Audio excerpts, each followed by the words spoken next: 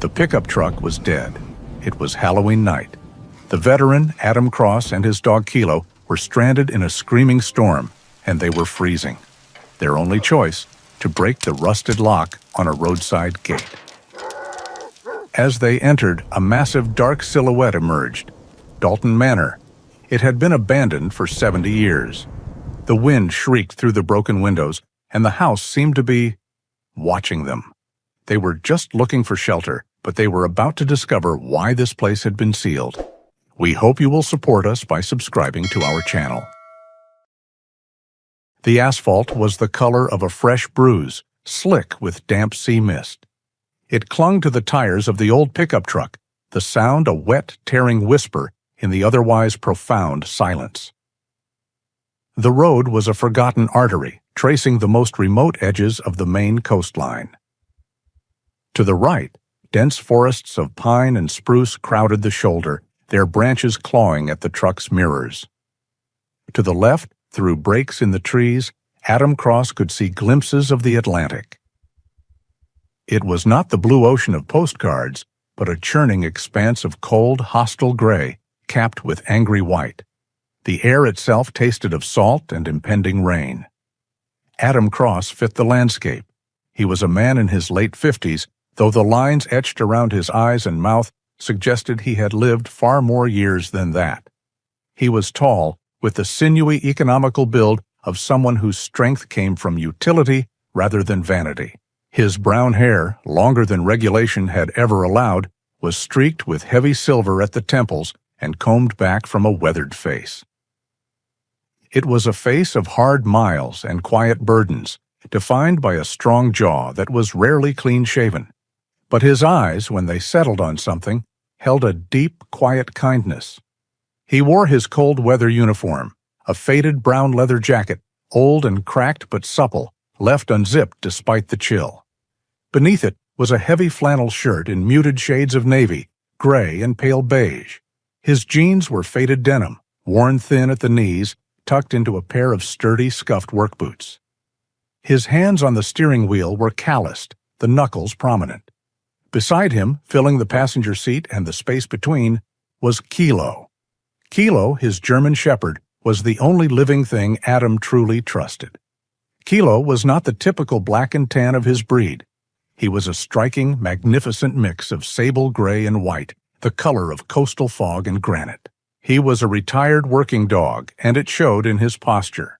Even in rest, he was alert, his gaze missing nothing.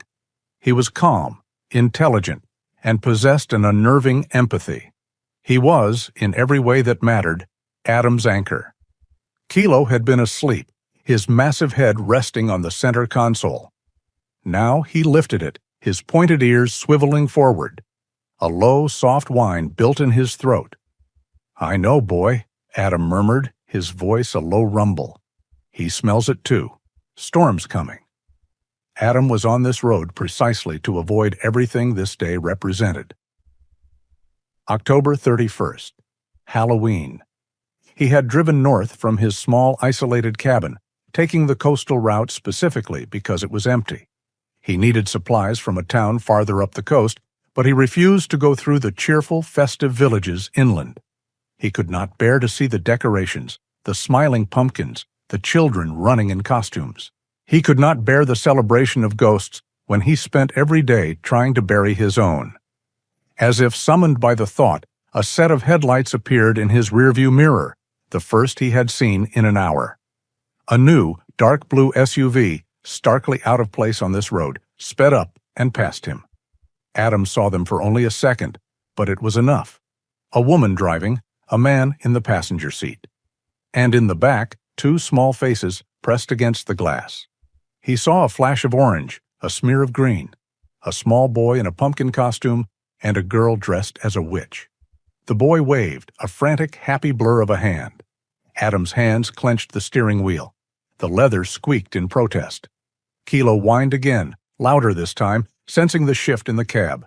The dog pushed his cold, wet nose against Adam's arm. Adam didn't respond. He was no longer on the road. He was seeing another boy's face. 19 years old, dirt-smeared, sweating under a helmet, but still grinning. Private Evans, Halloween. The date was seared into Adam's memory, a brand on his soul. It was the anniversary.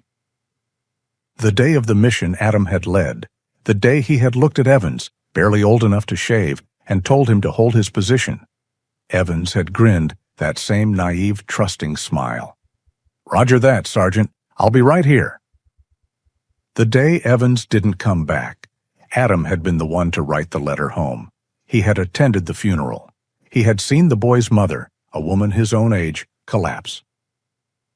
He had watched them lower a flag-draped casket, all while children back home were carving pumpkins. Adam flinched as a sudden sharp rapping sound broke his concentration. He blinked, the memory receding, leaving the familiar metallic taste of guilt in his mouth. It was not gunfire. It was hail. The sky, which had been a brooding gray, had turned a sickly, bruised purple. The wind, which had been a whisper, suddenly screamed. A low moan began in the pines, rising to a high-pitched shriek as the first real gust of the nor'easter hit the truck, rocking it on its axles. The light mist exploded into a horizontal deluge. Hailstones, the size of marbles, began to hammer the windshield. The rhythmic thump-thump-thump of the old wipers was instantly overwhelmed. "Easy, Kilo," Adam said, his voice strained as he fought the wheel. The truck hydroplaned, the back end sliding dangerously toward the soft shoulder.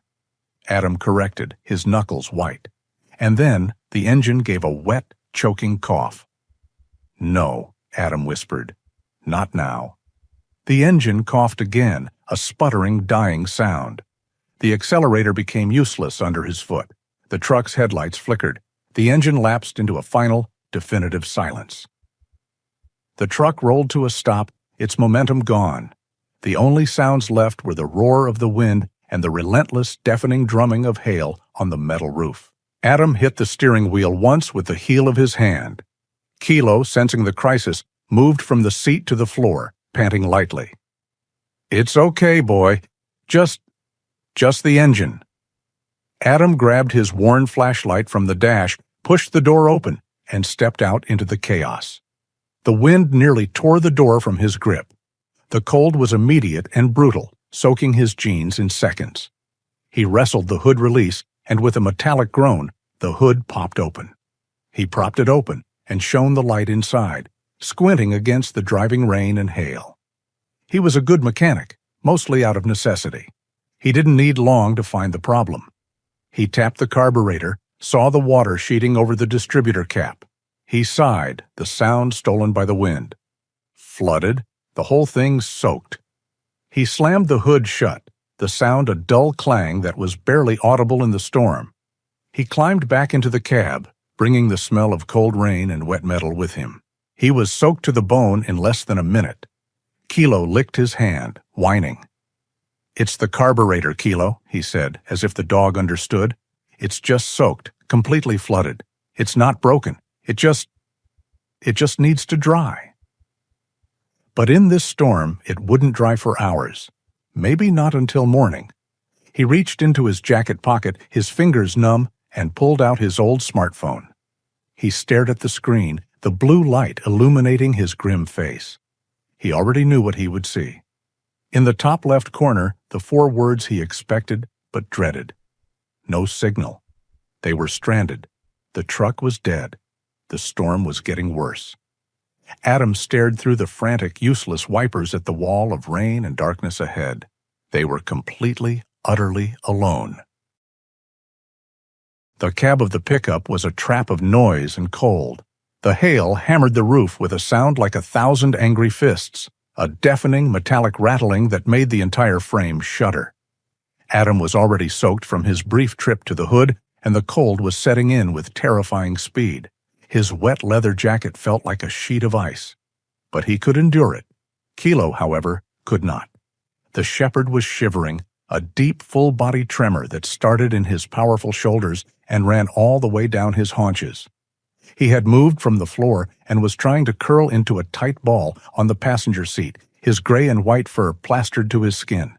He let out a low, miserable whine. That sound cut through Adam's resignation. He would not let his dog freeze to death in this truck. He squinted through the windshield, past the frantically slapping wipers. The truck's dying headlights, now powered only by the battery, cast a weak, flickering cone of light onto the road ahead, and onto the gate. It was an imposing structure at least 10 feet tall, made of wrought iron bars that were thick with rust and twisted into ornate, forgotten patterns. A heavy chain, oxidized and brittle, held the two halves together, secured by a large, corroded brass padlock. Beyond the gate, darkness. "Shelter," Adam said, his voice grim. "We need shelter." He looked at Kilo, whose teeth were now chattering. The decision was made. Trespassing was better than freezing. "Stay here, boy. I'll be right back. I'm getting us inside." Adam braced himself and once again shoved the door open into the screaming wind. The hail stung his face like needles. He ignored it, wading through the ankle-deep icy water that was already flooding the road's shoulder. He went to the back of the truck, fumbled with the latch on his large metal toolbox, and pulled out a heavy-duty tire iron. He returned to the gate. The wind howled through the iron bars, a high-pitched, mournful sound. He shone his flashlight on the padlock. It was old, very old. He jammed the flat end of the tire iron into the shackle. He put his full weight into it. The metal groaned in protest. For a moment, nothing happened but the shriek of the wind. Adam repositioned his grip, found better leverage, and threw his entire body against the bar. There was a sudden, dull snap. The rusted metal of the shackle gave way, and the broken lock fell, disappearing instantly into the churning mud below. Adam unwound the heavy chain, his fingers numb and clumsy.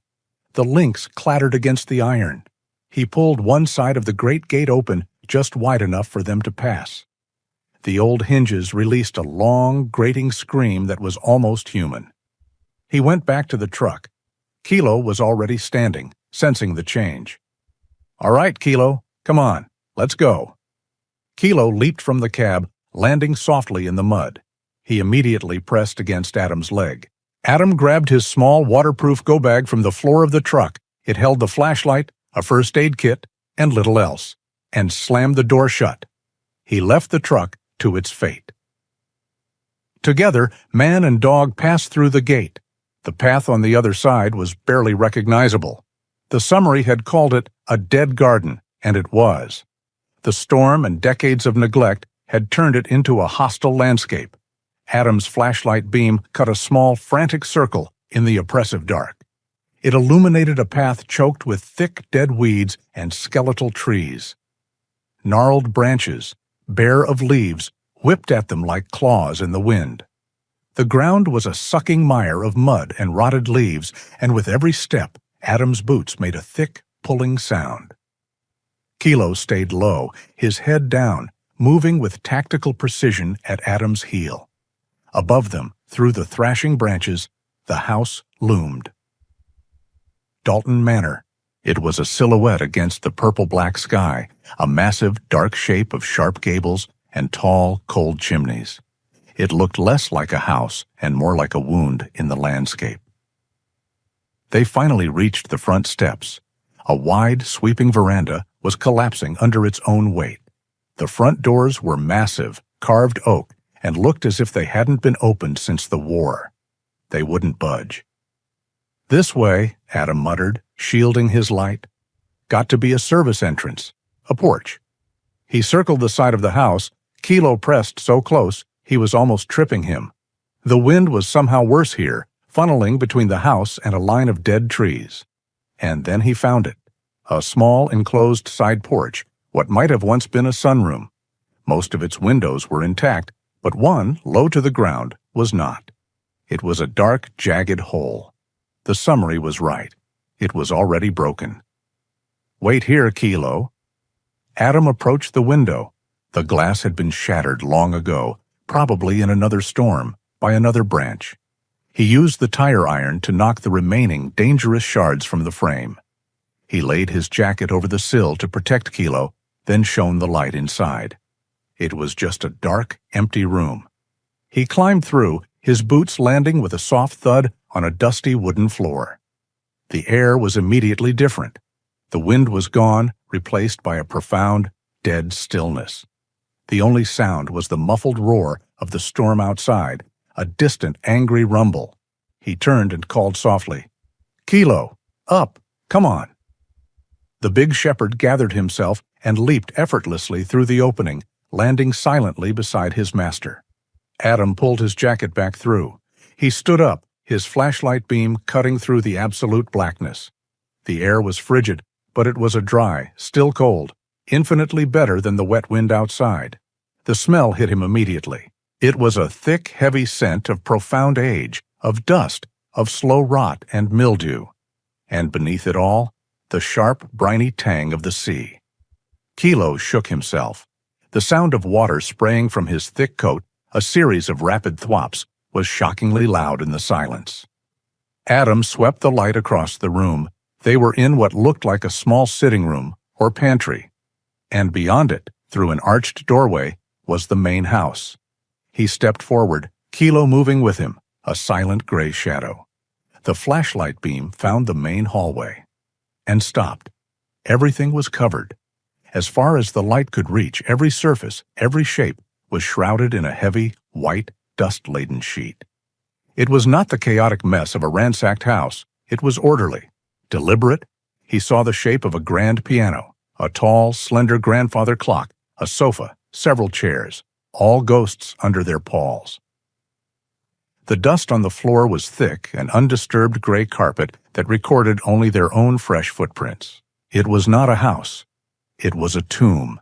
It was a place that had not been abandoned, but sealed.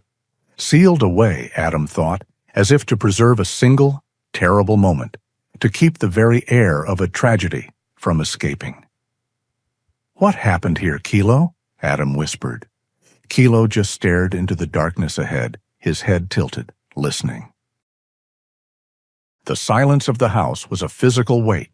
It was absolute, a dead, cold presence that pressed in from all sides, swallowing the sound of Adam's own breathing.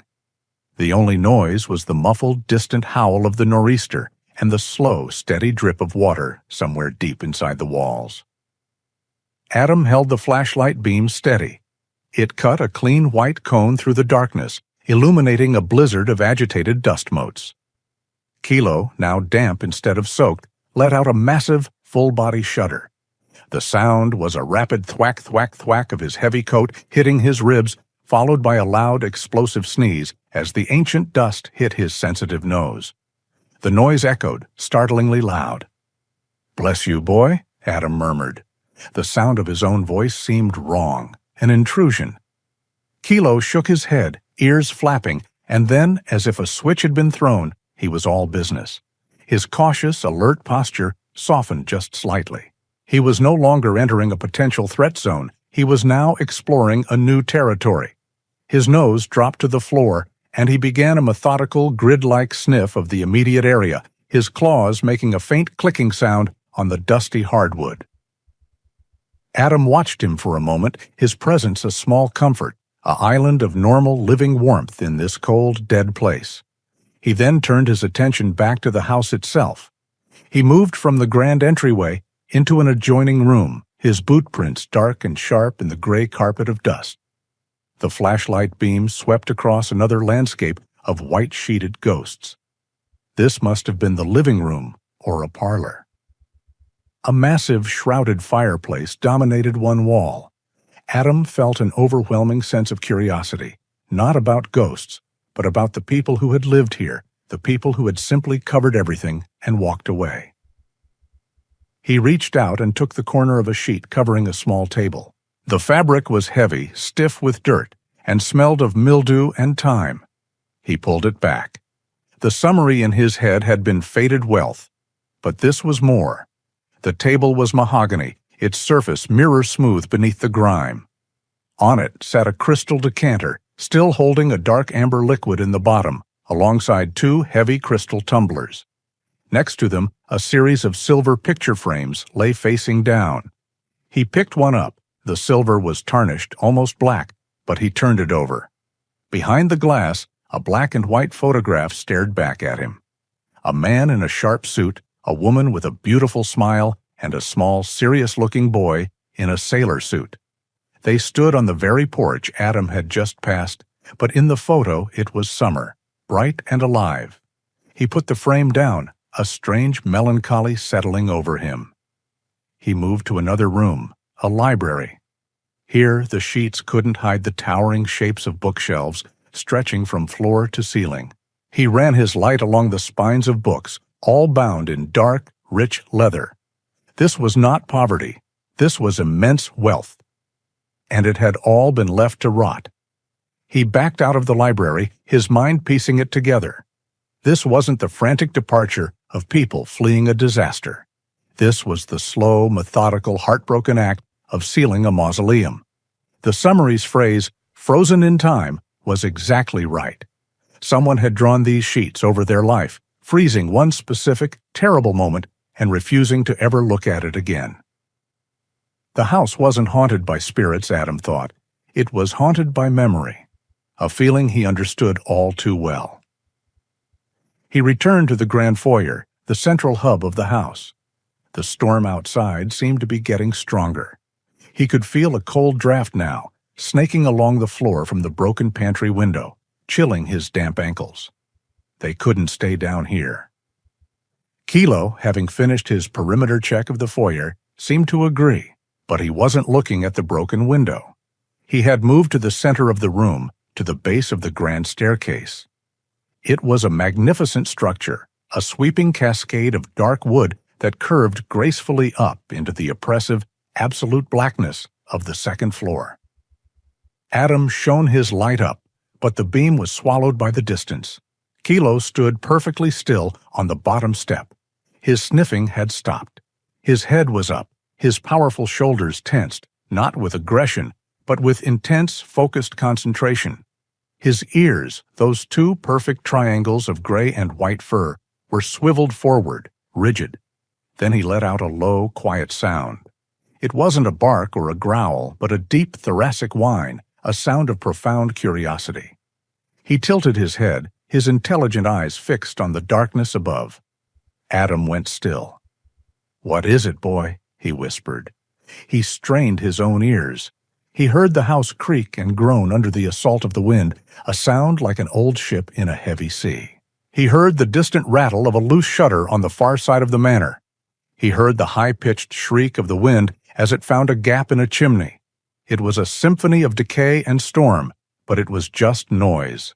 Kilo, however, was clearly locked onto a single, specific sound that Adam's ears couldn't isolate. The summary had suggested the whistling wind, and that made sense.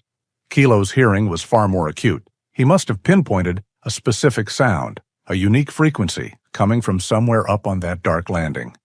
Adam knew his dog. This was not fear. Kilo had faced down armed men without flinching. This was not a ghost.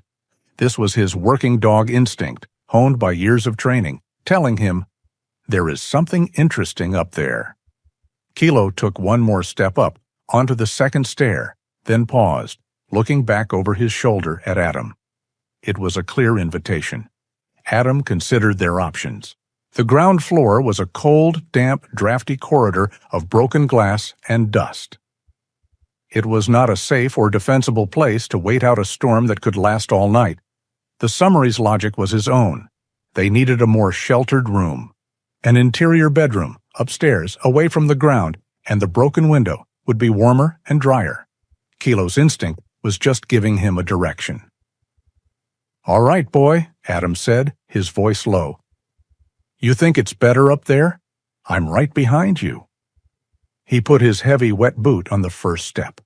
The old wood protested, releasing a long, loud groan that echoed in the vast, empty space. Kilo's tail gave a single, quick thump of acknowledgement.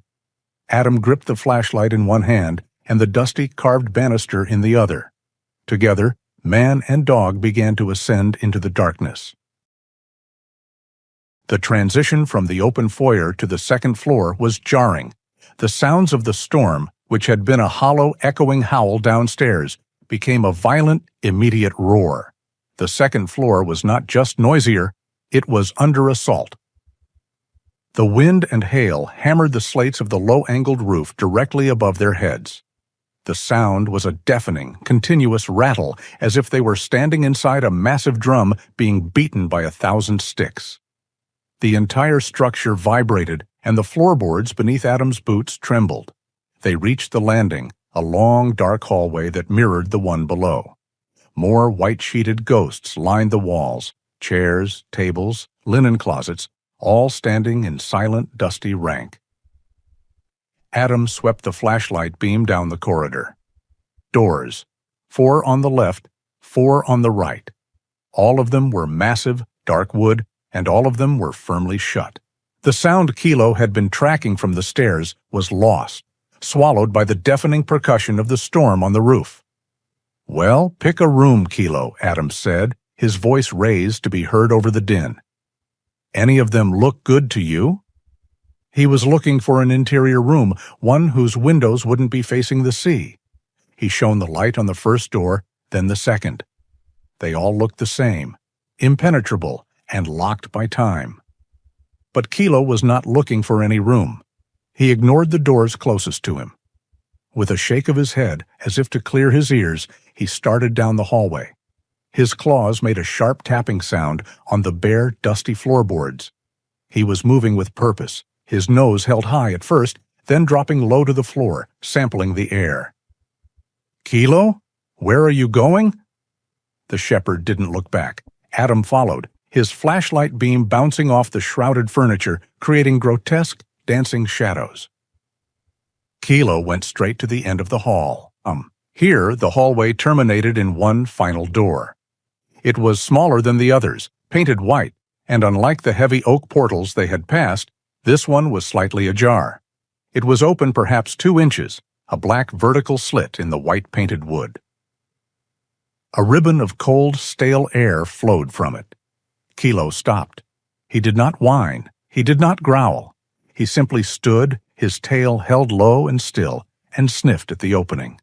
He then looked back at Adam, his gaze clear and direct. "This is the place." A cold dread, heavier than the chill of the storm, settled on Adam. He put his hand on the dog's massive head. "What is it, boy? What's in there?" He placed his hand on the door. The paint was peeling, cold and slightly damp to the touch. He pushed. The hinges, frozen by 70 years of rust and neglect, released a high-pitched, agonizing squeal. The sound was like a scream, cutting through the drumming of the hail. Adam winced, but pushed the door fully open. He swept the flashlight beam inside. The simple description of a children's room did nothing to prepare him for the sudden visceral punch of sadness the sight delivered. The room was not shrouded. It was not sealed. It was exactly as its occupant had left it. The wallpaper was covered in faded blue and red steam locomotives, puffing cheerful clouds of smoke.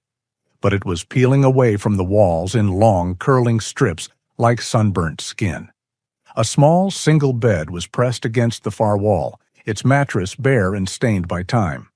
At the foot of it sat a large wooden toy biplane, one of its wings broken. In the corner, a set of wooden blocks was scattered, spelling out nothing. A single, small, scuffed leather shoe lay on its side in the middle of the floor. Suspended from the ceiling by a fine, dusty thread, a model airplane, a Spitfire, Adam noted, with a veteran's eye, turned in the draft from the open door. It was a perfect relic from the 1944 era. This room was a snapshot of a life interrupted. A profound, aching stillness filled the space, a silence so heavy that even the roaring storm outside seemed to fade to a respectful distance. Adam took one step inside. The air was dry, thick with the smell of old paper, cold plaster, and the faint woolen scent of old toys. He felt an immediate, crushing weight in his chest. This was worse than the shrouded parlor. This was a tragedy left open, a wound that had never been closed. Kilo, however, was not affected by the room's atmosphere. His mission was not complete. While Adam was staring at the model airplane, Kilo ignored the bed, the blocks, and the fallen shoe. The shepherd walked with deliberate, quiet steps directly to the large, mullioned window at the far end of the room. The window was dark, weeping with condensation, the glass rattling with every gust of wind. And there, under the window, sat a small wooden chest. It was a simple, unadorned box, perhaps 3 feet long, made of dark wood with simple brass fittings at the corners. It might have been a toy box or a place for blankets. Kilo reached it. He stopped. He lowered his great gray head and sniffed intently along the seam where the lid met the box. His nose worked rapidly, his breathing audible now, a series of sharp, quick snorts. Then he raised his head and used his muzzle to give the lid a distinct, deliberate push. A short, light thump. He looked back at Adam. The signal was unmistakable. This was not a casual discovery. After searching the entire house through the dark and the storm, Kilo had identified this single, specific object. Adam let out a breath he didn't know he'd been holding. He walked across the room, his boots feeling monstrously large and clumsy among the scattered toys. He stood over the chest. Kilo looked up at him, then back at the box, and whined softly, a quiet prompt. "You're sure about this, are you, boy?" Adam whispered. He knelt, his knees protesting the cold floor. He looked at the simple brass latch, dark with tarnish. He placed his calloused, trembling hand on the cold wood of the lid. Adam remained kneeling for a long moment, the cold of the floor seeping through his damp jeans. The silence of the room, broken only by the muffled fury of the storm, seemed to be holding its breath. He felt like an intruder, a profaner of some long-forgotten private grief. Kilo had led him here, but he was the one who had to cross the final boundary. He let out a slow, steadying breath. The air fogged in front of his face. He was cold, and Kilo was cold. They needed a dry place to rest. He was not here to dig up the past, only to survive the present. He sat down properly on the floor, his back resting against the cold, solid wood of the child's bed frame. The position felt strangely vulnerable, his legs stretched out on the dusty floorboards. As if sensing his master's profound hesitation, the summary's prediction came true. Kilo, who had been standing watchfully, moved beside him. The big shepherd didn't just lie down. He nudged his head under Adam's arm and then settled, laying his heavy gray head firmly on Adam's thigh. A quiet, reassuring pressure, a warm, living weight. Adam stroked the dog's broad skull, his thumb tracing the intelligent furrow between his eyes. "You're right, boy," he whispered. "We're here. Might as well see it through." Reassured by the dog's solid presence, Adam turned his attention back to the chest. He aimed the bright, narrow beam of his flashlight directly at the brass latch. It was simple, not locked, just held fast by time and tarnish. He worked his fingernails under the clasp and pulled. There was a small metallic click, a sound so tiny it was shocking in the heavy silence. He lifted the lid. The old hinges were stiff but silent, gummed with a mixture of dust and 70 years of coastal humidity. A cloud of ancient dry air puffed out, carrying the scent of cedarwood, old paper, and something faintly sweet like dried flowers. Adam shone the light inside. The contents were sparse, just as the summary had indicated. On the left, nestled on a bed of faded velvet lining, were 5 small, painted tin soldiers. They were German, he noted, Wehrmacht soldiers, not American. A strange toy for an American child during the war. On the right, exactly as foretold, was a small, honey-brown teddy bear. It was dreadfully worn. Its fur was rubbed bare in patches on its nose and belly, one of its black button eyes was missing, and a small tear in its arm revealed the dark, packed stuffing inside. It was the icon of a well-loved companion, and beneath them, taking up most of the space, was a book. It was not a children's book. It was bound in dark blue leather, simple, with no title on the spine. It was, unmistakably, a diary. Adam hesitated. The soldiers were toys. The bear was a comfort object. This was something else entirely. This was a soul. Reading it felt like a violation. But Kilo just sighed softly, his warm breath puffing against Adam's cold hand. He seemed to be encouraging him, telling him this was part of their purpose here. Adam carefully lifted the diary out. The leather was supple, preserved by the cedar box. He opened the cover. The first page was written in a flowing, elegant cursive. The ink was a faded sepia. Vanessa Dalton, June 17, 1944. The name matched the summary. This was the mother's journal.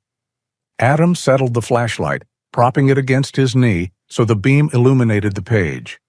And in the cold, storm-tossed darkness of the dead child's room, Adam Cross began to read.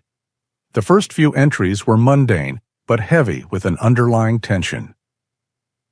Vanessa Dalton wrote about the gardens, about the rationing, about the difficulty of getting gasoline for the generator. She wrote about the oppressive silence of the great house. September 8, 1944. The last of the staff were let go today. It is just Timothy and I in this echoing place. The silence is a physical thing, a heavy blanket I cannot throw off. I find myself speaking to the walls just to hear a voice that is not the wind's or the sea's. Timothy is so quiet. He plays with his soldiers for hours, whispering stories to himself I cannot hear.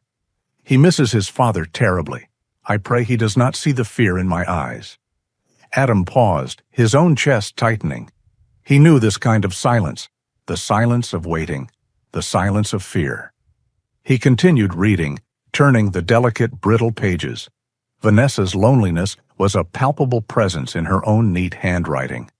She was a young woman, trapped in a gilded cage by the sea, watching the world burn from afar. And then her entries turned to her husband. September 20th, 1944. The news from the BBC was hopeful, but the reports from Operation Market Garden are confused. It sounds brutal. Victor's last letter was 2 weeks old, sent from a staging area in England. He is in France now, or Holland, or... I do not know. This not knowing is a kind of madness. I listen to the radio until the static fills my head, trying to guess from the names of shattered towns where my husband might be. Adam felt a chill that had nothing to do with the storm. Captain Victor Dalton, fighting in France, 1944. Adam knew what that meant. He knew the history. Normandy, the Battle of the Bulge, the Hurtgen Forest. He had walked those same battlefields generations later. He knew the smell of the damp earth, the splintered trees. He knew what it was to be the man on the ground. And now he was reading the words of the woman left behind, the one holding her breath 1,000 miles away. October 2nd, 1944. A letter. A letter? His handwriting was smudged, the paper thin as onion skin. He is safe. He is near. He had to black out the name of the town. He wrote only of the rain and of how much he missed Timothy's laugh. He told me to keep the home fires burning and to kiss my little soldier for me. He is trying to be brave, but I could feel the weariness through the ink. Adam stopped reading. He looked at Kilo, but the dog was asleep, his breathing deep and even, a furnace of warmth on his leg. Adam Cross, the man who had commanded soldiers, the man who had written his own letters home from deserts and mountains, felt a profound, aching connection to this woman, Vanessa Dalton. He understood her fear from the other side. He knew the weight of the words Victor didn't write. He knew the exhaustion that lived between the lines. He turned the page, his movements slow and reverent. He was no longer a trespasser. He was a witness. Adam sat motionless, the open diary a heavy weight on his lap. Kilo was breathing deeply, a warm, solid presence in the cold, but Adam felt utterly alone. He was separated from the woman who wrote these words by 70 years, but he felt her panic as if it were his own, seeping from the brittle paper and into his skin. He turned the page. The entries for the rest of October 1944 were short, clipped, nervous. October 26th. The radio speaks of a massive German counteroffensive in the Ardennes. Victor is there. I know he is. October 28th. No mail for 10 days. The wind is rising. The sea is the color of lead. October 30th. Timothy is withdrawn. He spends all his time in his room, whispering to his soldiers. He has a secret, he says. A mission. He is too much like his father, too serious for a boy of 8. Then Adam turned the page to the final entry. The date was written at the top, the numbers slightly shaky. October 31st, 1944. As his eyes scanned that date, a colossal gust of wind struck the manor. It was not a whistle, but a deep, physical impact, a sound of immense tonnage pressing against the old stone. The entire house shuddered, a long, structural groan that vibrated up from the foundation, through the floor, and into Adam's bones. Kilo, ripped from his sleep, scrambled to his feet in an instant. A low, protective growl rumbled in his deep chest, his ears flattened against his skull. He stared into the darkness of the hallway, a gray and white sentinel. "Easy, boy," Adam whispered, his voice rough. He put a hand on the dog's powerful shoulder. "It's just the wind. It's just the storm." Kilo relaxed, but only slightly. He did not lie back down. He stood, his body pressed against Adam's, a silent guardian. Adam looked back at the page. The storm outside was a perfect, terrifying chorus to the words he was about to read. The elegant, flowing script was gone. This was a frantic, jagged scrawl. The ink was splotched, as if tears had fallen on the wet words. The nib of the pen had been pressed so hard into the page, it had nearly torn through the paper. It was a single, sprawling entry. A terrible storm. A nor'easter, the worst I have ever seen. The sea is a monster, the wind. It sounds like it wants to tear the house apart. It is the same storm from my nightmares, the one I have dreaded since Victor left. I cannot find Timothy. Adam's blood went cold. He read on, his eyes flying across the frantic lines. He was so excited all morning. I finished the little costume he begged me for, the one from his storybook, a small teddy bear. He loved it. He said he was going on a secret mission. He said he had to be like father and keep a promise. I thought it was a game, a child's game for Halloween. I told him to stay inside, that the storm was too dangerous. I was in the kitchen, trying to secure the boards on the pantry window, and when I came back, he was gone. He is not in his room. He is not in the library. I have screamed his name until my throat is raw. The house is so cold. He has vanished. He must have gotten outside. He must have... There was a break in the text, just a long black line where the pen had dragged. Then the words resumed, even more chaotic. The basement. The bomb shelter. Adam's heart hammered against his ribs. This was it. Victor showed it to him when the air raid drills began. He called it the safe place, the command post. I ran down the stairs. Adam felt his own breath hitch as if he were running with her. I could not get to it. The storm surge. The sea has breached the foundation. Seawater and mud had rushed in. The water was... Oh God, it was knee-deep in the main cellar. The main steel door to the shelter was jammed. I pushed, I screamed, but it is blocked by the water, by the mud. It will not move. He cannot be in there. He cannot be. The water is too high. He would have... The next word was illegible, a black smear of ink and grief. My boy. My son. Where is he? Where is he? Oh God, where is my son? That was it. The entry ended there. The next page was blank, and the next. Adam flipped through the rest of the diary. Every page was empty. He sat in the cold, dusty room, the open book on his lap, the beam of his flashlight illuminating the final, desperate plea. The roar of the storm outside. His storm was a perfect hollow echo of the one that had consumed this house and this family 70 years ago. The summary's logic, the logic he had questioned, was now terribly, heartbreakingly clear. Adam understood. A search party would have come. They would have gone straight for the basement. They would have found exactly what Vanessa found, a flooded cellar, a jammed main shelter door, and an impossible, flooded, lethal situation. They would have concluded, logically, that the boy was not inside. They would have assumed, as she must have, that he was swept out to sea or buried in a mudslide, lost in the chaotic violence of the storm. They had sealed the house, just as Adam had seen.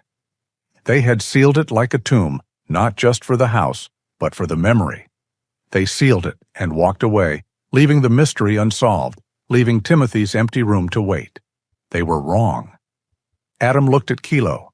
The dog was no longer staring at the hallway. He was now sniffing at the wall, just behind the heavy oak wardrobe in the corner of the room. Adam knew something that Vanessa and the search party did not. He knew that Timothy had not been trying to get out of the house. He had been on a secret mission. Adam looked around the small, silent room. The model Spitfire turned slowly, endlessly, in a draft. A draft. His eyes, trained by years of searching for the unnatural, the hidden, the out of place, began to scan the room not as a grieving witness, but as a soldier. Adam carefully closed the leather diary. The soft thud of the cover meeting the pages was a sound of finality. He placed the book gently back into the cedar chest, alongside the worn teddy bear and the tin soldiers. He remained kneeling, the truth of the tragedy settling over him like a shroud. The tragedy was not just that Timothy Dalton had died. The tragedy was that he had never been found. Adam's mind, trained in strategy and analysis, raced over the events of October 31st, 1944. Vanessa Dalton, in a panic, had run to the basement. She had found the main entrance to the shelter blocked by a storm surge, mud, and water. She had, in that moment of terror, concluded it was impossible for her son to be inside. The official search party would have followed the same logic.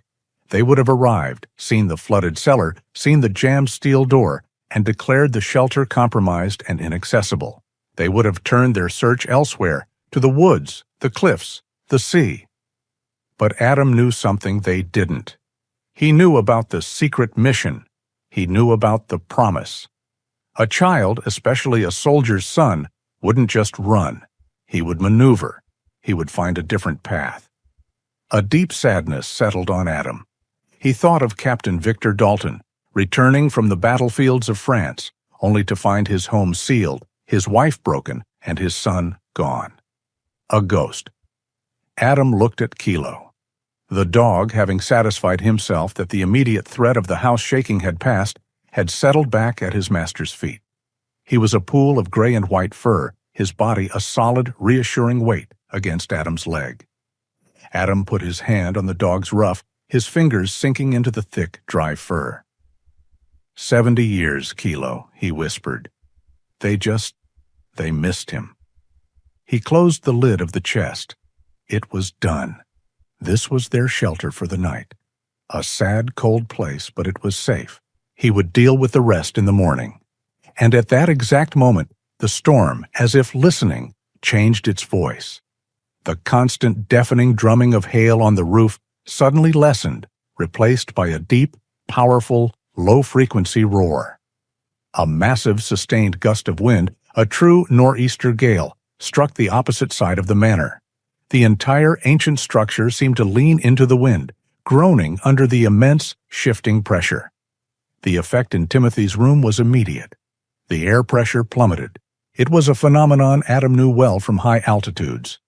The pressure on the leeward side of the structure dropped, creating a powerful vacuum. Air was suddenly, violently pulled from the room, not into it.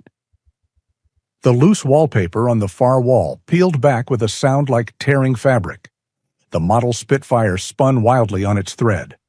Dust motes that had been settled for decades were lifted from the floor, swirling in the beam of his flashlight. And Kilo, who had been lying still, was on his feet in a fraction of a second. He did not growl. He did not look at the window or the door. His head snapped as if pulled by an invisible string toward the darkest corner of the room. The corner was occupied by a tall, heavy built-in wardrobe made of the same dark oak as the doors downstairs. Kilo stood rigid. His hackles, the thick fur along his spine, did not rise in aggression. But his entire body was a single, tense line of inquiry. He took a cautious step forward, his nose held high, testing the air. Adam, still on the floor, watched him, his heart suddenly pounding again, but for a different reason. "What is it?" Kilo ignored him. He was locked on. He moved past the end of the bed, his claws silent on the wood. He reached the wardrobe. He did not sniff the front of it. He pushed his nose into the narrow, dusty gap between the side of the wardrobe and the plaster wall. His nose worked furiously, his breathing a series of sharp, rapid, huffing sounds. Adam understood. The storm's sudden pressure change had created a draft. It had pulled air from a sealed place, and Kilo, with a sense of smell 1,000,000 times more powerful than Adam's, had caught the scent. Adam got to his feet, his cold, stiff joints protesting. He moved to Kilo's side, keeping the flashlight beam pointed at the wall. "What do you smell, boy?" He knelt beside his dog, putting his face close to the gap. He felt it. It was a tiny, impossibly cold wisp of air, so small his skin barely registered it.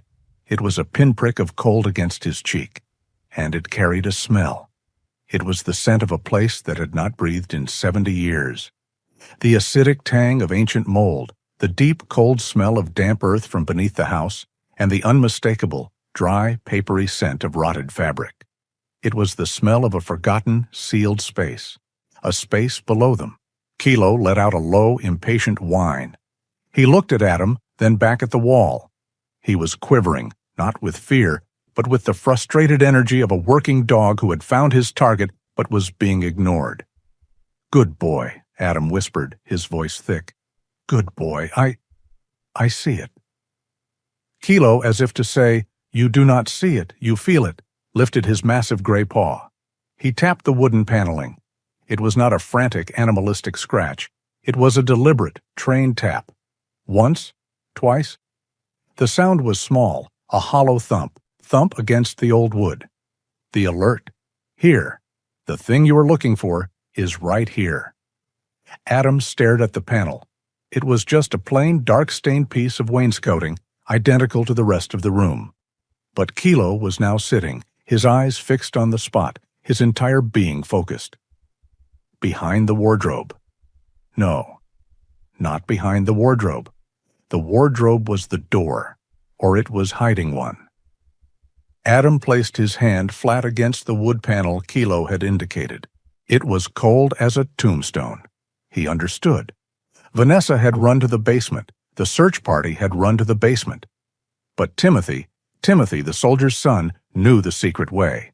And Kilo, 70 years later, had just found it.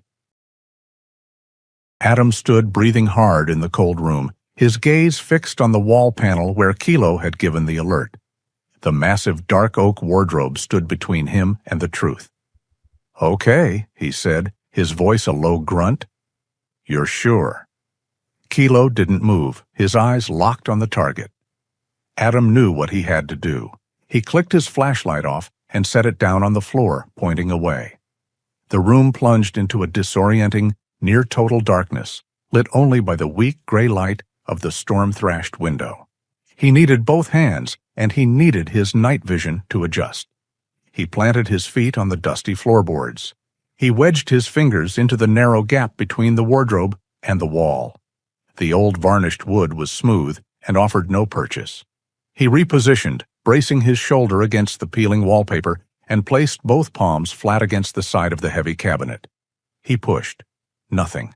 It was like trying to move a rooted tree. The wardrobe, crafted from solid oak and filled with something, had settled into the floor over 70 years, its weight a dead, immovable anchor. Adam grunted, his muscles bunching under his leather jacket. He was strong, but the angle was wrong. Kilo let out a short, impatient whine, as if to say, "Hurry up." "I'm trying," Adam bit out, the words tight. He changed tactics. He moved to the front of the wardrobe, found a small, carved wooden pull on one of its doors. It was a terrible handhold, but it was all he had. He dug his fingers in, set his boots for traction, and leaned back with his entire body weight. For a second, there was only resistance. Then a sound. It was a high-pitched, agonizing sound. A sound of wood tearing against wood. The wardrobe's feet, fused to the floor by time and grime, were breaking free. The shriek cut through the air, louder than the wind. Kilo flattened his ears at the noise but held his ground. Adam pulled again, his arms and back screaming in protest. The wardrobe slid, scraping a raw, violent scar into the floor. He moved it an inch, then another. He was sweating heavily now, the cold air making the moisture feel like ice on his skin. He moved it 6 inches, a foot. He stopped, his lungs burning. It was enough. A gap, perhaps 2 feet wide, now existed between the side of the wardrobe and the wall. And in that gap, just as he had expected, was the door. Adam retrieved his flashlight. He clicked it on. A powerful white beam shot from his hand, illuminating the passage. It was exactly what he had imagined, yet more definitive. It was a small, narrow door, no more than 4 feet high, built of simple, vertical wooden planks. It was painted the same color as the wall, a hidden feature perfectly obscured by the furniture. It had a simple, black iron ring pull, rusted and cold. This was it. The servants' passage. The path the 1944 search party, in their haste, and with their focus on the flooded basement, had never even considered. They would have seen a heavy wardrobe and seen nothing else. Adam reached out and put his hand on the iron ring. It was colder than the rest of the room, as if it were drawing the chill up from the earth itself. He pulled. The hinges, unlike the wardrobe, were not just stiff. They were frozen solid with rust. He planted his boot on the wall for leverage and yanked with all his remaining strength. There was a low, metallic groan, a sound of tortured metal, and the door broke free, swinging inward with a soft, sudden whoosh. A wall of air, the same air Kilo had smelled, hit them. But this was not a wisp. It was a palpable wave of suffocating cold and decay. The smell was now a physical presence, the overwhelming acidic bite of mold, the deep, dark smell of wet earth and stone, and the dry, choking dust of rotted linen. Adam recoiled, a cough tearing from his chest. He staggered back, covering his mouth and nose with his sleeve. But Kilo did not. This was the moment his trained instincts took over. As Adam staggered, Kilo, who had been waiting for this, moved. He did not rush in bravely like a pet. He dropped into the low, efficient posture of a working dog clearing a space. His head was down, his ears swiveling, his nose tasting the air. This was not about ghosts. This was about ensuring the space was safe for his handler. He was checking for structural weakness, for other animals, for anything that might be a threat. "Kilo, wait!" Adam choked out, but the command was too late. The big shepherd, a silent gray and white shadow, slipped past Adam's leg and disappeared into the pitch-black opening. Adam was alone in the room, his heart hammering. He could hear nothing but the storm and his own ragged breathing. He stared into the void where his dog had gone. He waited. 1 second, 2. Then, from the darkness below, he heard it.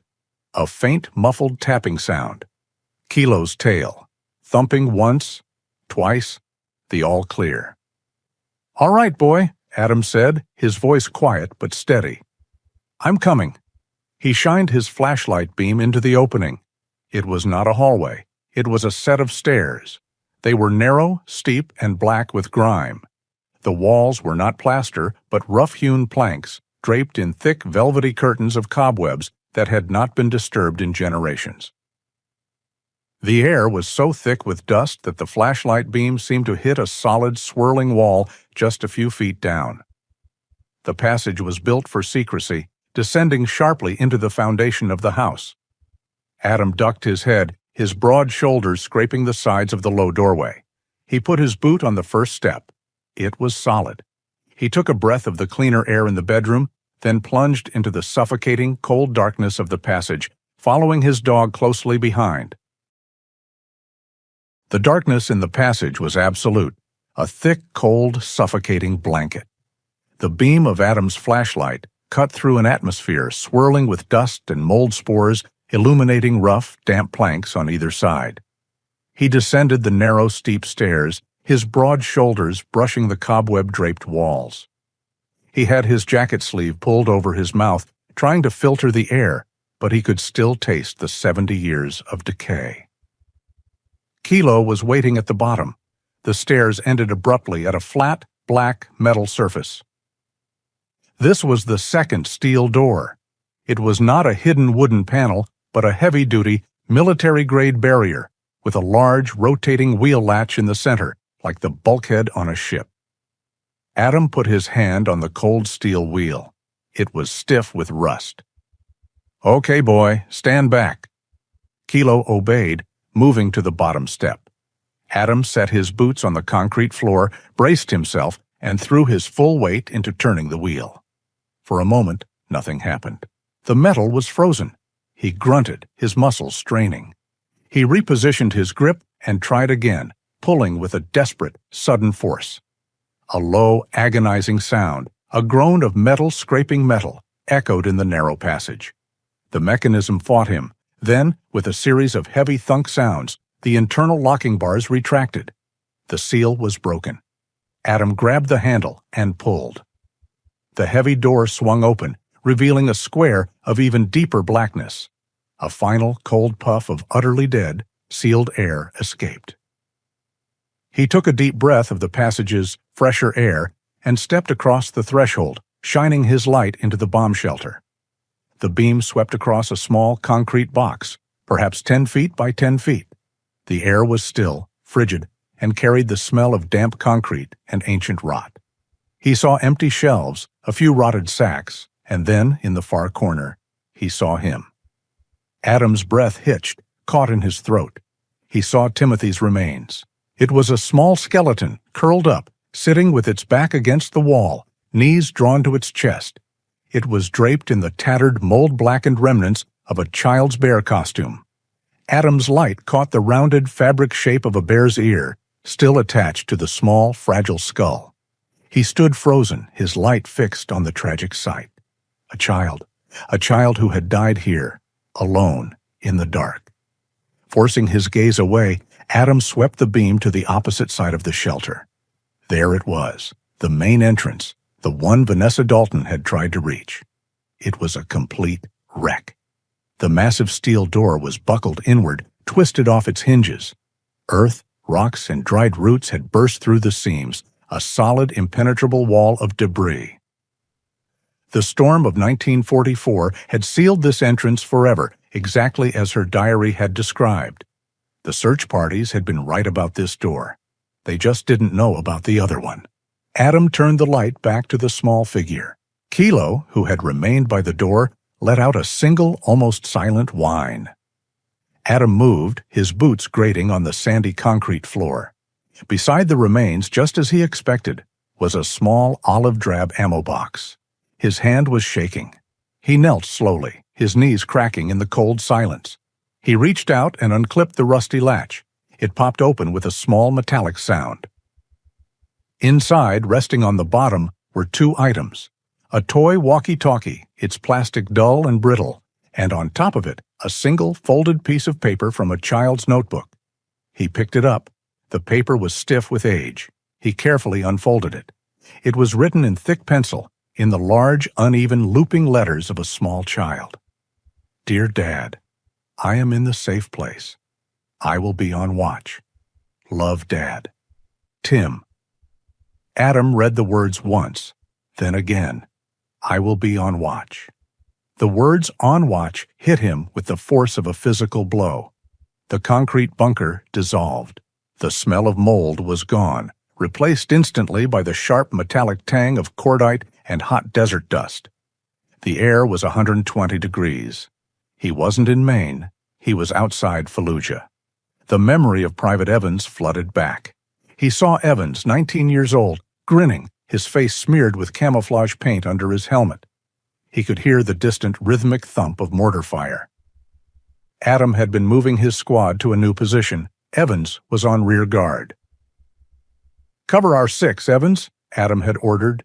Just keep your head down. Call in any movement. Evans had given him a thumbs up. I'm fine, Sergeant, he had said, his exact words burning into Adam's brain. I'll stay on watch here. You go. The last words Adam ever heard him say.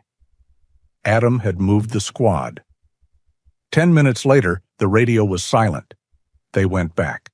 A mortar round had landed exactly where Evans had been. A direct hit.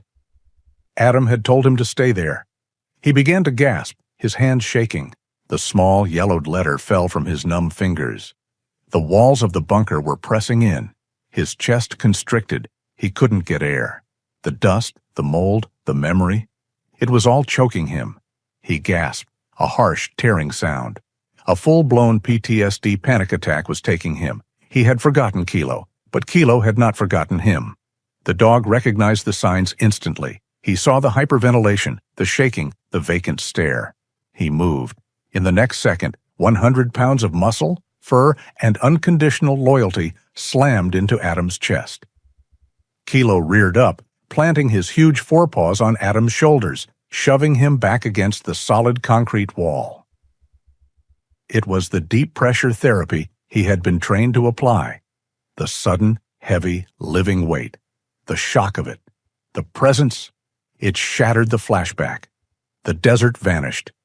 Adam gasped, his eyes flying open, and he was staring into Kilo's dark, intelligent, concerned eyes, just inches from his own.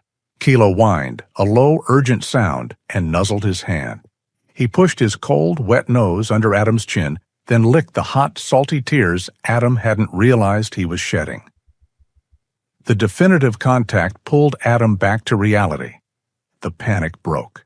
Adam's breathing hitched, stuttered, and then slowed. He let out a ragged sob, the first sound he had made. His shaking arms came up and wrapped around the dog's thick neck, burying his face in the coarse, warm fur of his shoulder. "I'm here," he whispered, his voice cracking. "I'm here, Kilo. I'm here." He was not in the desert. He was in a cold, dark tomb, but he was not alone. Adam's breath came in ragged, shuddering waves. He was on his knees in the dark, his face buried in the thick, warm fur of Kilo's neck, his arms locked around the dog. Kilo stood perfectly still, a solid, living pillar in the absolute cold, bearing his master's weight, his head turned to lick the tears and sweat from Adam's temple. The flashback was gone. The smell of the desert had receded, replaced by the damp, ancient chill of the concrete tomb. "I'm okay," Adam whispered, his voice cracking.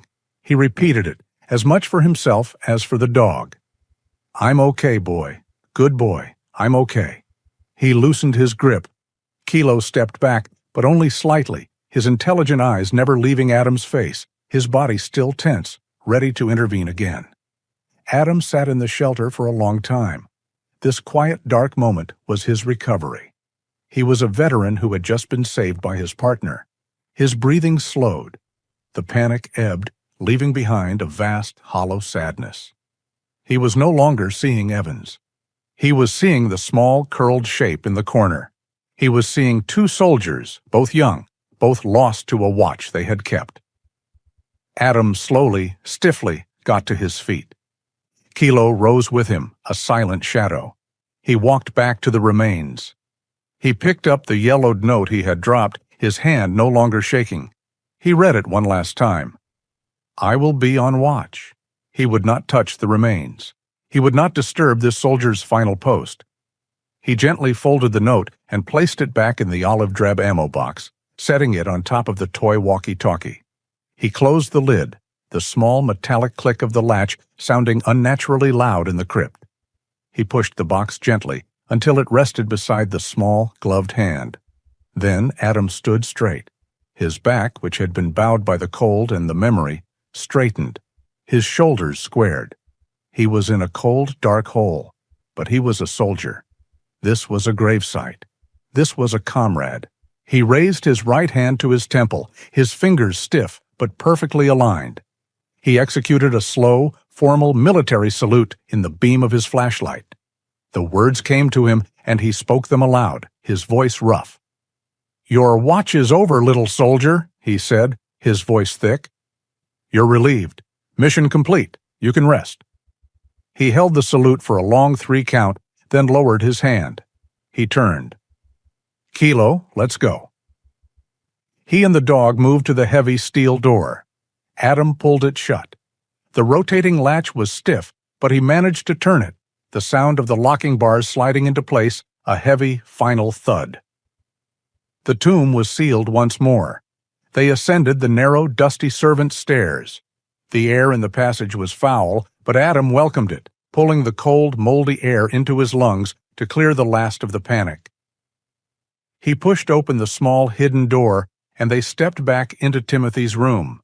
And something was different. The room was no longer pitch black.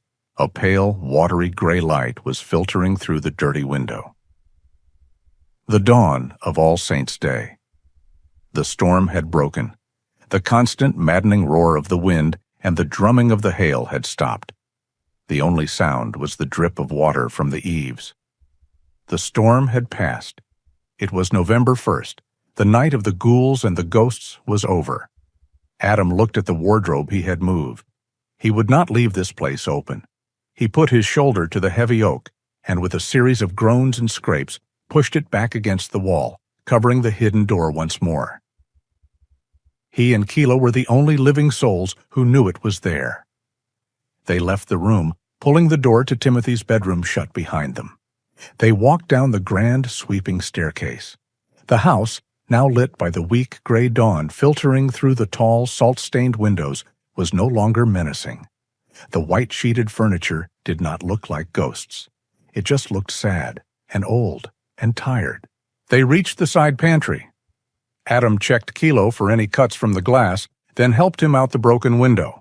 He climbed out after, his boots sinking into the wet mud. The dead garden was a wreckage. Torn branches and thick carpets of dead leaves lay everywhere, but the air was cold, clean, and still. They walked back to the truck. It was covered in a layer of pine needles and small twigs. Adam opened the passenger door. Kilo leaped in, his heavy paws landing on the seat. He immediately began to shake, a violent full-body shudder that sent a spray of water and mud all over the cab. The thwack, thwack, thwack of his coat was the most normal, welcome sound Adam had ever heard. Adam got in the driver's side. He was soaked, cold, and exhausted, but he was calm. This was the moment of truth. His entire plan, his survival, depended on this. He looked at the key, already in the ignition. He put his hand on it. "Please," he whispered. "The engine, dry after a night." His diagnosis. He turned the key. The starter gave a single, weak, protesting whine. His heart sank. He tried again, a grinding, metallic complaint, and then it caught. The engine sputtered, choked, and then roared to life. It started. The sound was a beautiful, rough, imperfect rumble. The dashboard lights flickered on. The heater fan began to blow cold air. It was running. Adam laughed, a short, sharp, breathless sound. He put the truck in gear and drove slowly, carefully, through the broken iron gates of Dalton Manor. He turned onto the flooded, debris-strewn coastal road. He drove for 5 minutes. 10. He kept his eyes on his phone, lying on the dashboard. The no-signal icon vanished. It flickered. A single weak bar appeared. He pulled the truck over. He picked up the phone, his fingers stiff. He dialed 911. He listened to the faint digital beeps, a moment of static, then a voice, a woman, startlingly clear. 911, what is your emergency? Adam cleared his throat. My name is Adam Cross. I don't have an emergency. I need to report a discovery. Sir, a discovery? I need to report the location of human remains. A pause. The dispatcher's voice became clipped, professional. Connecting you to the county sheriff's office. Please hold. A click, a new voice, a man's, deep, calm, and awake. This is Sheriff Gabriel. Who am I speaking with? Adam looked at Kilo. The dog was watching him, his head tilted. Adam put his hand on the dog's head, grounding himself. Sheriff, Adam said, his voice steady for the first time in what felt like years. My name is Adam Cross. My truck broke down in the storm last night. I took shelter at the old Dalton Manor on the coast. He paused, took a deep breath, and finished his mission. Sir, I found him. I found Timothy Dalton. He's in a hidden bomb shelter. He's been waiting there since 1944. We are reminded that the deepest wounds are often carried in silence, but true loyalty, like that of Kilo, is the anchor that guides us through the storm. If this story of finding peace in an old manor resonated with you, we hope you'll subscribe and join our Veteran Dog Tales community. We invite you to share your thoughts in the comments below or pass this story along to someone it might touch. The journey isn't over. Our next tale is waiting for you on the screen right now.